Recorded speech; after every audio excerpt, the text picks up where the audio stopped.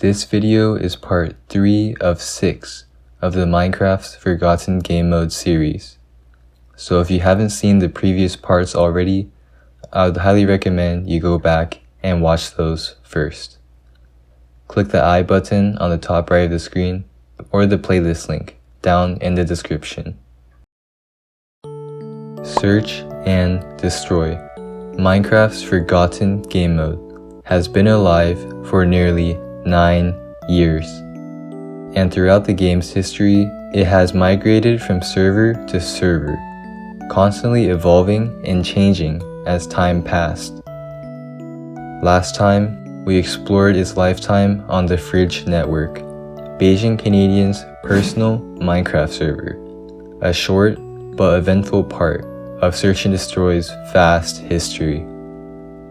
From the introduction of 4 team maps to the availability of unbanned passes on the server, this server is not to be overlooked. And while much of the iVendor network's admins would retain staff positions on the Fridge, their decisions to collaborate with BajanCanadian would prove to be troublesome, and the rising conflicts between them eventually led libraryaddict, the creator of Search and Destroy, to pack up his bags and leave the server, taking the Search and Destroy game mode along with him. With the experience he had gathered on iVendor and the Fridge, he set out to create his own Minecraft server to host Search and Destroy, completely by himself. In today's video, we'll be covering the Search and Destroy game mode's lifetime on this new independent server, and its incredible rise in popularity that has made it, arguably, the greatest server in all of Search and Destroy history. And with that said, let's jump right back in.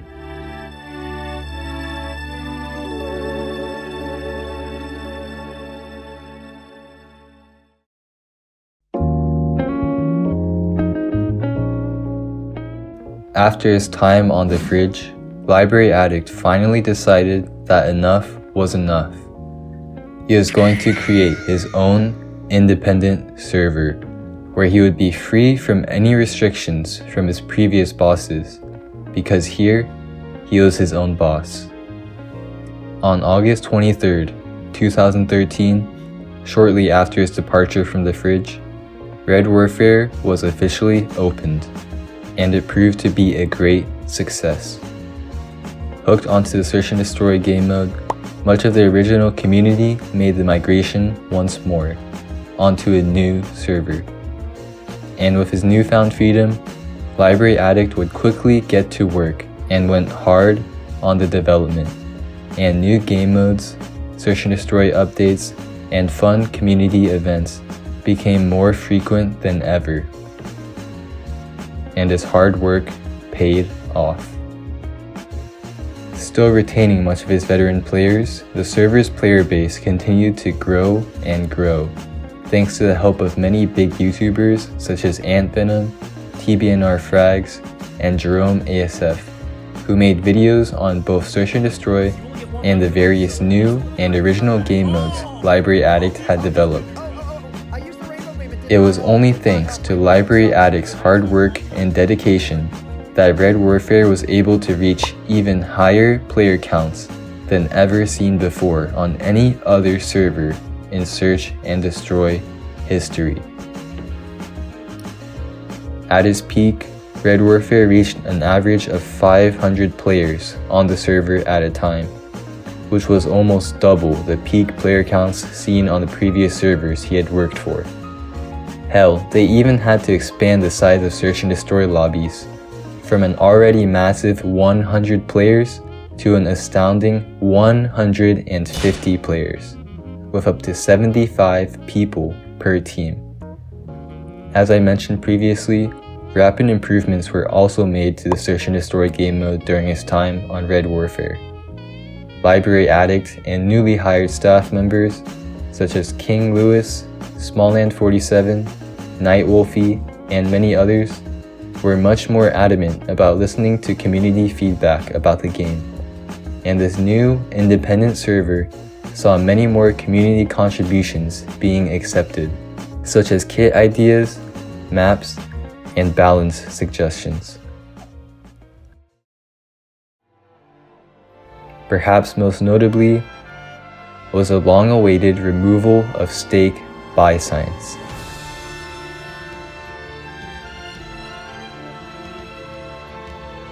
But there were also other problems within the game that the staff team were quick to fix.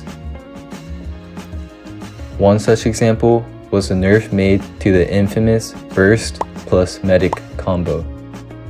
For those who are unaware, let me break down these kits real quick. Burst was a high damage ranged kit, which shot explosive arrows from its bow at the cost of half a heart of self-damage per shot fired. This unique mechanic forced the Burst player to manage their health carefully, which created a fun challenge for the user.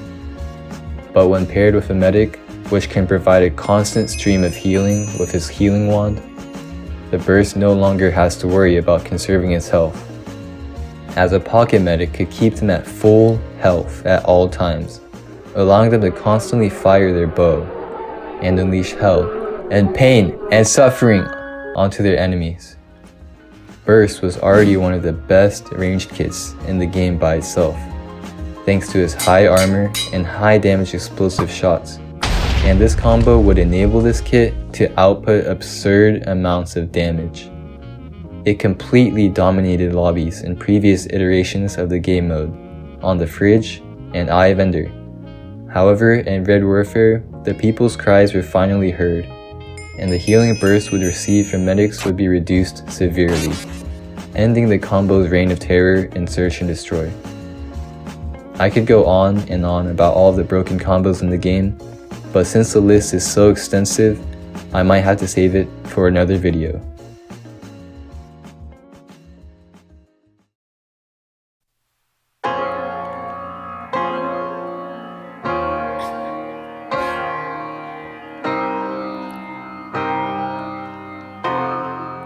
Red Warfare would be the peak of Search and Destroy, garnering the largest player counts, releasing the most frequent updates, hosting the most community events, and also fostering a close-knit community.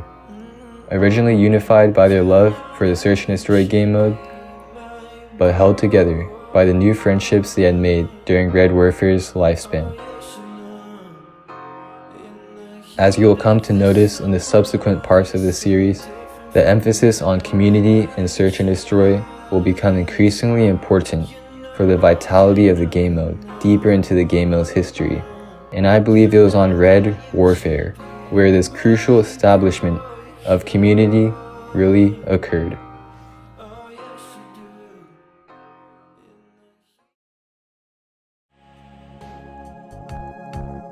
But unfortunately, this glorious moment in Search and Destroy history would eventually come to an end.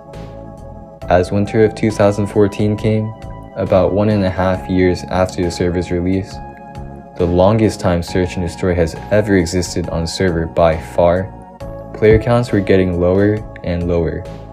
And perhaps at this moment, the community was reminded that unfortunately, nothing lasts forever. Average player counts were dropping from 500 to 400, then 300, then to 200. And as much as people would have hated to admit it, Red Warfare was dying. Something had to be done to keep the fire going. And that's exactly what libraryaddict did. However, in a way that the community never would have expected. On November 22nd, 2014, libraryaddict made an announcement which would change the fate of Search and Destroy forever. Red Warfare was going to be merging with one of the largest Minecraft server networks of all time. The fire dwindles.